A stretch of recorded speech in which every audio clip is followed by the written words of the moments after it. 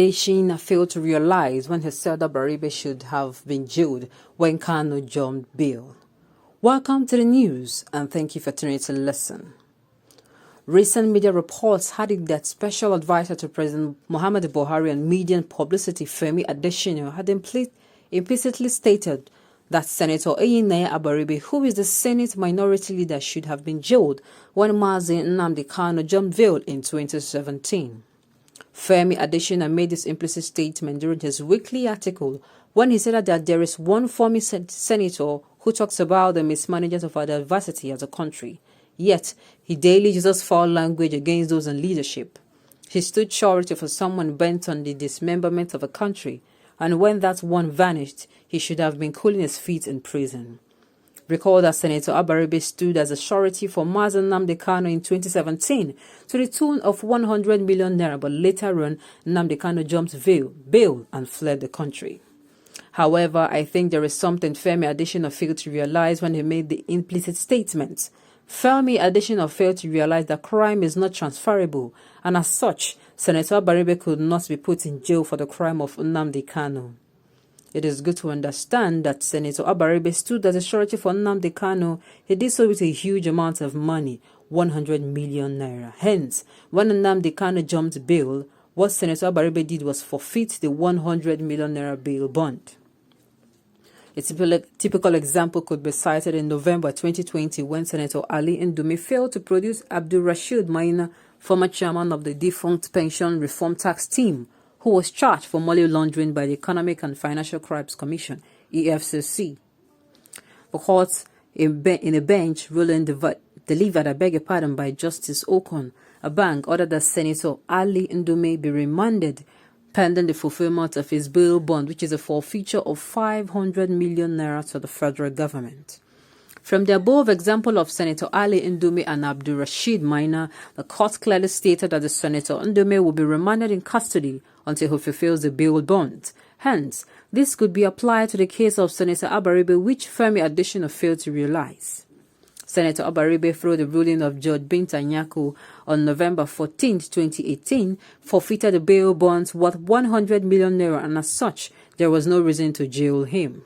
Therefore, Femi Adesina should realize that jailing a surety is usually the last step after the surety must have failed to settle the bail bond, and attempts to proceed against the asset provided as security must have failed.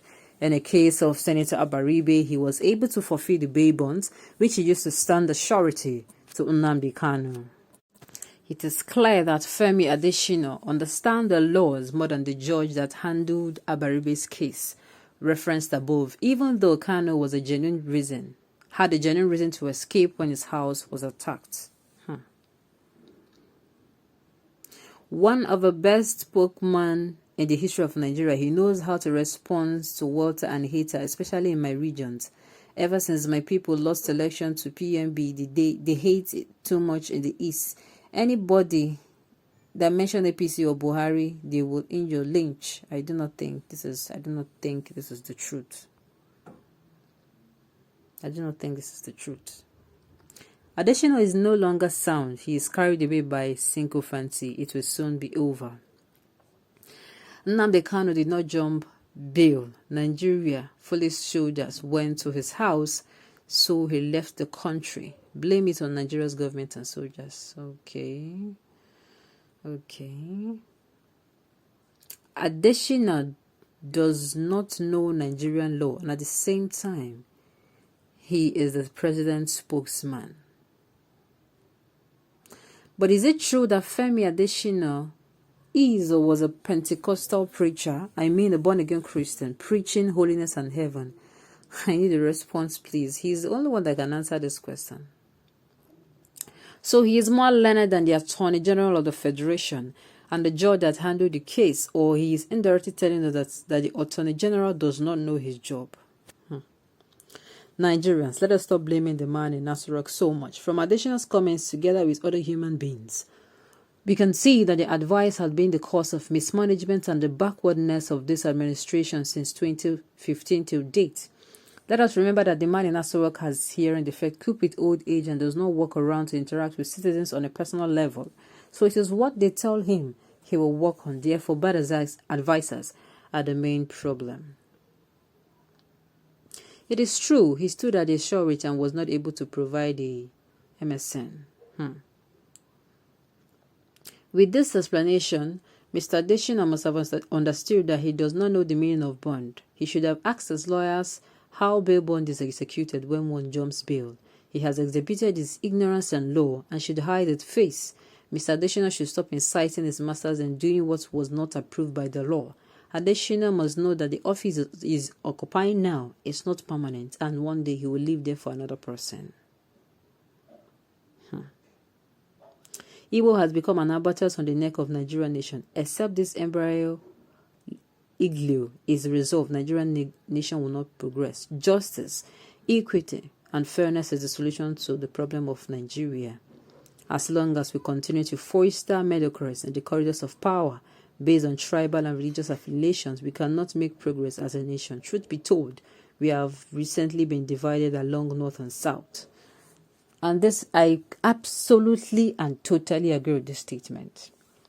Justice, equity, and fairness, in all sincerity, is the solution or the solution to Nigerians' problem.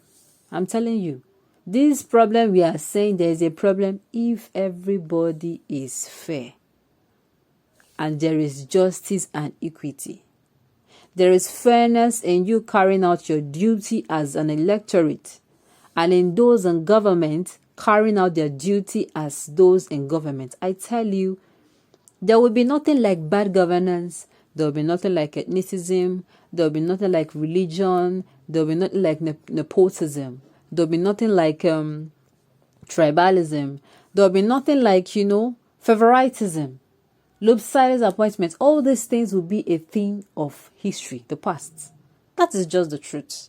All these things will be, and if it is until we realize what the main problem is, the root cause of this our problem in this country, that is when we are going to move forward. And this is nothing but the truth. If we keep telling ourselves that it is when this one happened and that happened, that is a lie. What we need is sincere people. Sincerity, fairness, equity, justice, good governance, sincerity in the disposition of duty. Sincerity in the disposition of duty. And I believe when we have this, both as an electorate, as an average man, an average citizen in Nigeria, and those in government offices, I tell you, it is that sincerity now. If we have, a lot of things wipe out. Corruption does not exist in sincerity, neither does bribery, neither does nepotism, neither does tribalism, and all those schism that keeps wrecking us down. And I believe the citizens of Nigeria agree with me on this one. On this note, we have come to the end of the news. We say thank you for tuning in to listen. Till I come your way next time. Enjoy the rest of the day.